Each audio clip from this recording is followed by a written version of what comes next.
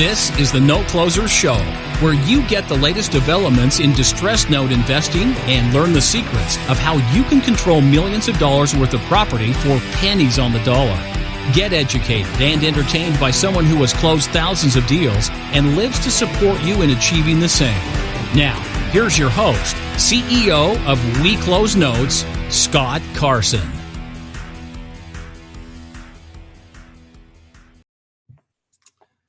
Good morning, good afternoon, good evening, everybody. Welcome to this episode of the Note Closer Show. As always, Scott Carson, excited to be here with you today. I thought I'd do a kind of a recap. I know the last couple episodes have maybe been talking about some of our first deals that we did, and I only share those with you guys so that you kind of see I've been down that road before. I mean, we've flipped properties, we've wholesale properties, done a lot of short sales, dealt with a lot of interesting real estate and property deals along the way as as I've been a real estate investor with almost 20 years experience, not only here in the Austin market, but in other parts of the country. But as I've been sitting here, and I think most of us, have been kind of sitting at home for the last couple of months, and the market's changing, I wanted to go back and take a look at what was going on in the real estate, what was going on with the properties that we've bought and sold over the last, 15 years, and taking just a handful of those things, good, some bad, some ugly, deals that stood out in my mind as being some of the most influential deals in my career that have helped shape me and, kind of create who I am as a real estate investor when it comes to, traditional real estate. But, you look at, there's always properties that you buy and sell or you wholesale, and you look back at things and sometimes you just go, wow, why did I do that? Why didn't I do that? Why didn't I do this and that stuff? And that's, every investor is like that. Not every deal is a home run. Others are knock it out of the park and go from there. But one of the deals that I wanted to talk about today in today's episode is a deal that we got very creative with. And, in Austin, Texas, Austin's a hot market, has been for years. I like to say it's a little overpriced on things. But you come across some people in your networking that turn out to be good friends and people you don't want to work with again, but are the people that really do bring something to the table. And most people, especially as real estate investors, will shy away from dealing with realtors. I'm a big fan of working with realtors, especially on the note space. We need realtors to pull comps, and need to be list our agents and be our listing agents, that kind of stuff. Maybe they know contractors, or they become the GC on rehabs, or they got teams, crews. Realtors are one of the most important aspects of our business, okay? So one of the first deals that I did, I should say Scott 2.0, most of you know that we bought a couple properties when I was straight out of college, bombed on them on the market stuff. So this is really one of the most profitable deals that I did in that second version, where I learned how to do real estate the right way as an investor, not going out and buying, traditionally off the MLS, 20% down, 10% down, and getting a 30-year mortgage down. There's nothing wrong with that, and I highly encourage that. There's facets for that make sense. Some of you guys are in I'm gonna buy a duplex, some are rent out half of it and live in the other one, and then 3 years later I'm gonna do the same thing. That's a great way of doing things. I'm gonna use my Fannie Mae or VA loans, whatever. Totally fine. I'm not against that. Just that a lot of people don't have those credit challenges, and they may not have a lot of money to begin with.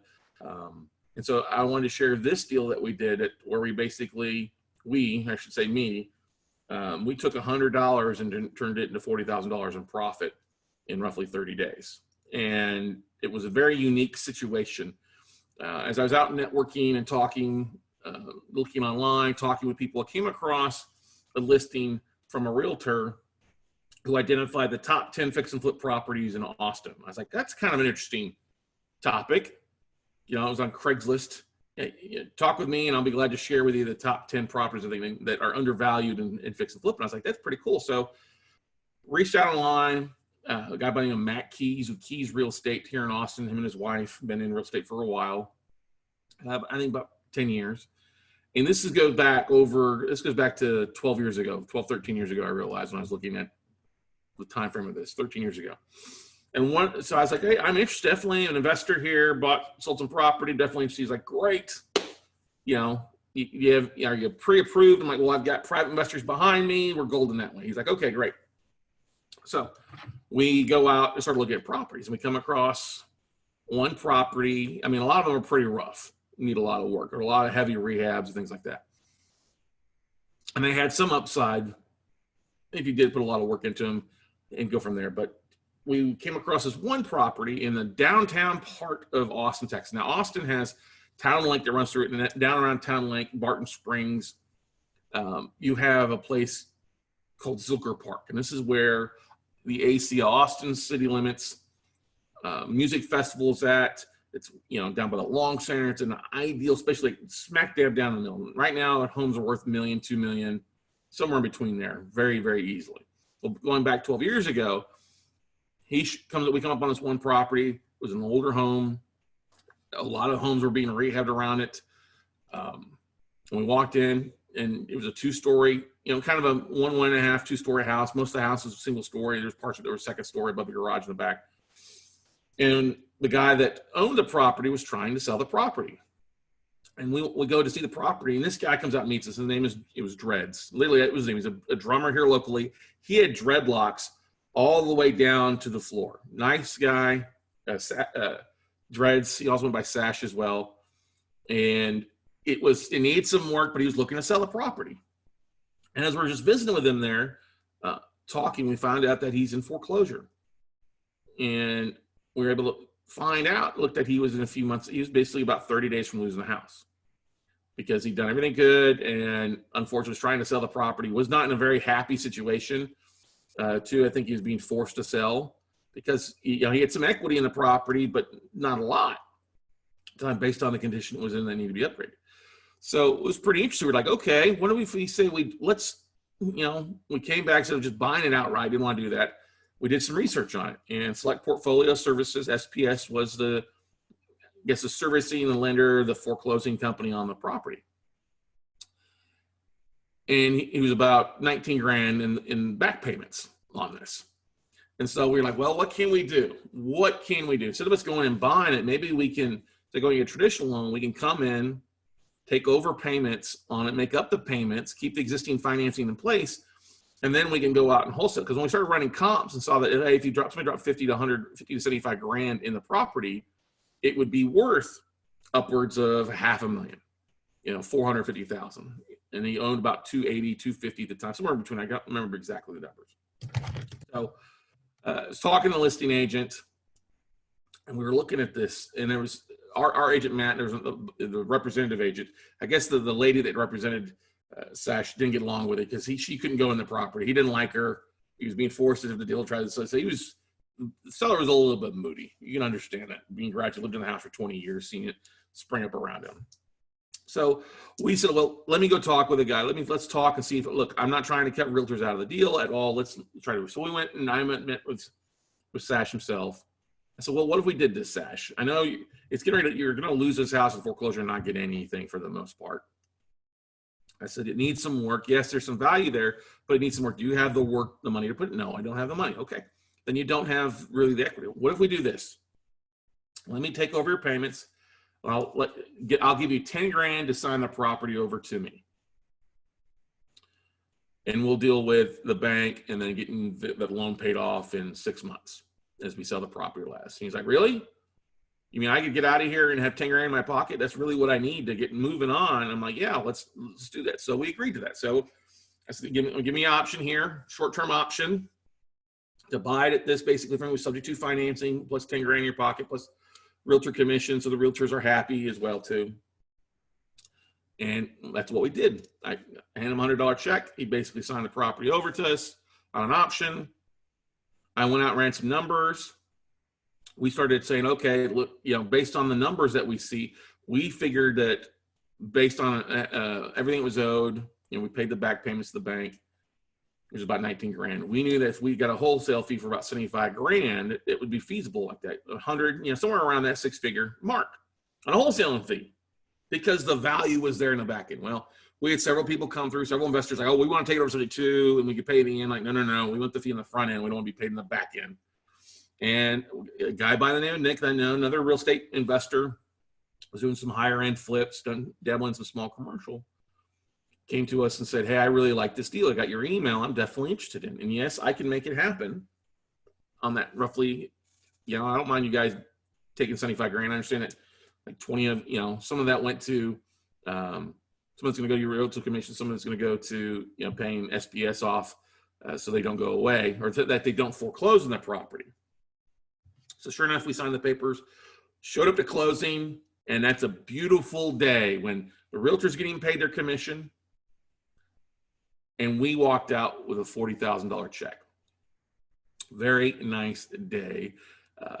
Paid the investors off really quick on them letting us borrow their money for just for basically a week to pay the 20 off to SPS, take the property over. And if we need to, we could go the route with doing the big rehab. But when you look at, hey, I can make 40, 50 grand in just a couple of days versus me going through the rehab and trying to build the property out and deal with the city and all that other things.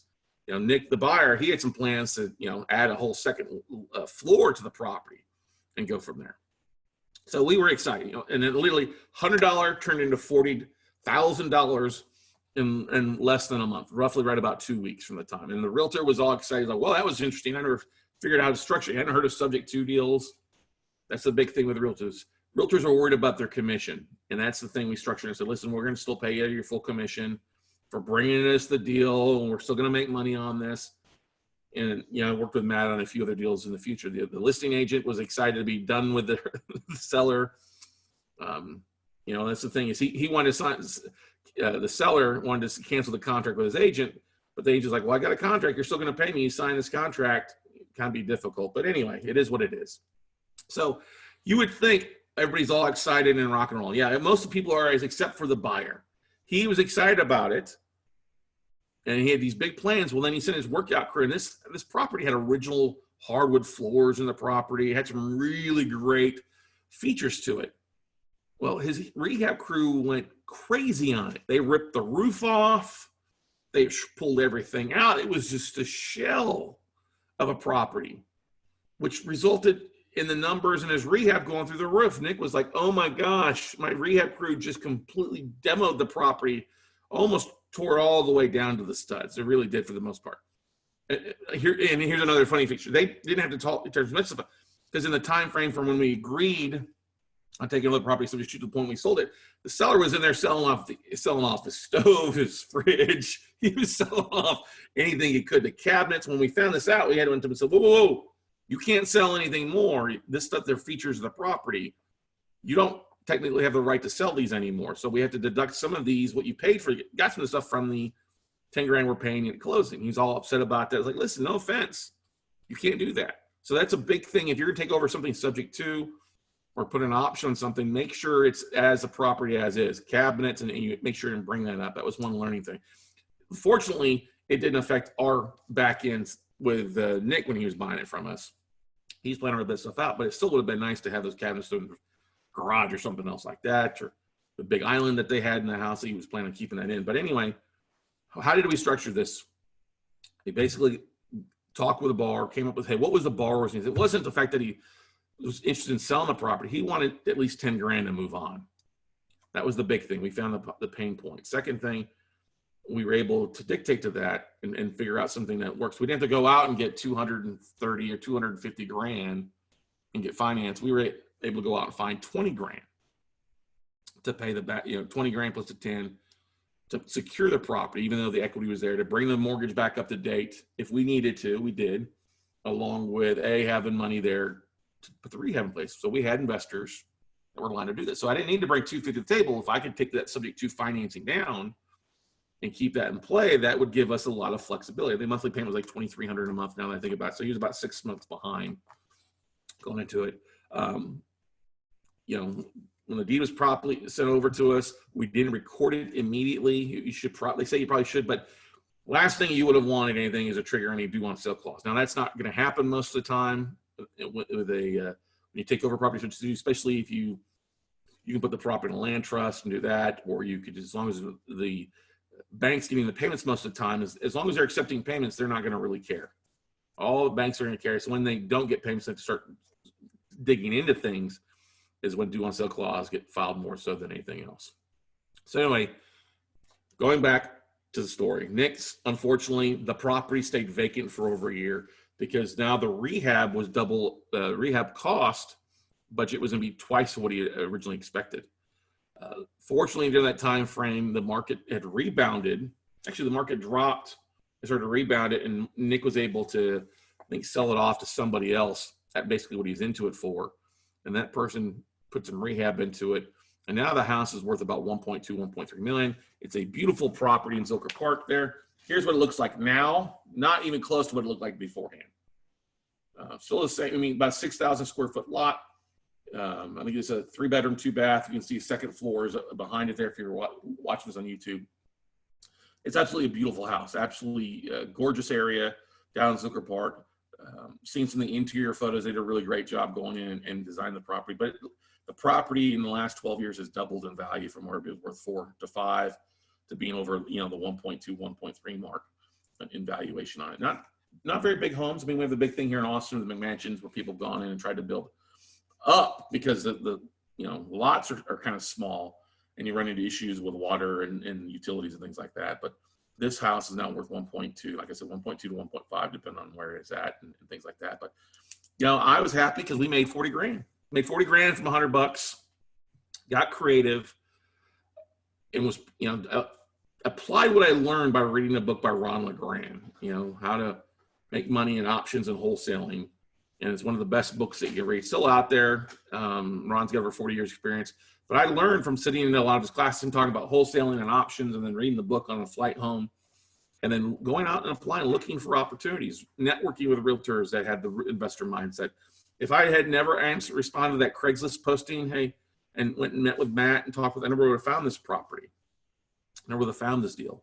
And so that's one thing to keep in mind as we look at what's going on in the economy right now. I mean, Inman News came out on Thursday or Friday of this last week and mentioned that we're at like 9.5, 9.6% of all mortgages in the country are in forbearance agreements. We expect that number to increase, obviously.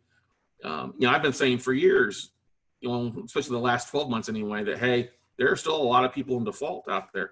You know, 1 out of every 10 Americans was already a month behind before this happened.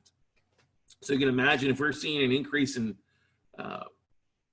forbearance agreements and things kicking in by the banks at 10%, I expect us to see probably closer to 15 to 20% in the next month or two as this continues to drag out, as the economy struggles on things like that. So what does that mean? You're going to have people in 6 months here, I mean, who have been in default. They can't make their payments. And now, don't get me wrong, VA, Fannie Mae are doing some great things by saying, listen, hey, we'll just take, if you've been laid off or you're late because of Corona, we'll take your 6 months of payment, just add the face amount of the month, just start paying when you can start paying again. That's phenomenal. Not everybody has that option, though. You know, investors who have financed properties and owner financing don't have that government bailout. Non-VA, non-Fannie Mae programs may not have that option to them. So you're going to see a lot of people in default. People that need to downsize. People that are like, I overbought. I'm in a short sale process. So that's the thing to look at. You're going to see some options that are available to you. You just got to kind of get creative and think outside the box. It doesn't always have to go the traditional route of, I got to hire an agent, I got to close it out and moving on. Sometimes you've got to educate the realtors. Like I was just exchanging messages back and forth a few minutes ago with an agent in Dallas. And I see that she has a show, and I was like, hey, I would love to come on and be a guest in your podcast talking about this. And she's like, what do you mean the notes market? Oh, I just do traditional real estate. I said, well, no offense. Well, that's great. But we're turning into a non-traditional market. We're turning into a non-traditional economy, especially on the niche that you're in. You're going to be seeing these options. I think it's best to educate yourself so that when these things pop up, you know how to react. And so I'm going to response back. But if you're out there listening in Note Nation this morning, everybody, keep that in mind. You may have to educate people on some different options and get creative. I think taking over a note deal subject to is a great opportunity. You've got financing in place. If the interest rate is low, we all know interest rates have been low for a while. It's cheaper than going out and borrowing money at 6 to 12% and trying to make, or hard money, make things happen. Yeah, maybe you got to come out of pocket 20 grand, but it's easier to find an investor with 20, 30 grand who can be in a mezzanine second lien position behind that first while you're rehabbing. As long as the numbers make sense on either selling the property, rehabbing the property, or having to foreclose and take the property back. There's a lot of people that want to get out of their nightmare. Their dreams have turned into nightmares, and that's not a good place to be for a lot of people out there. So I encourage you, get creative. Options are a great thing to do. Options are available in the known industry.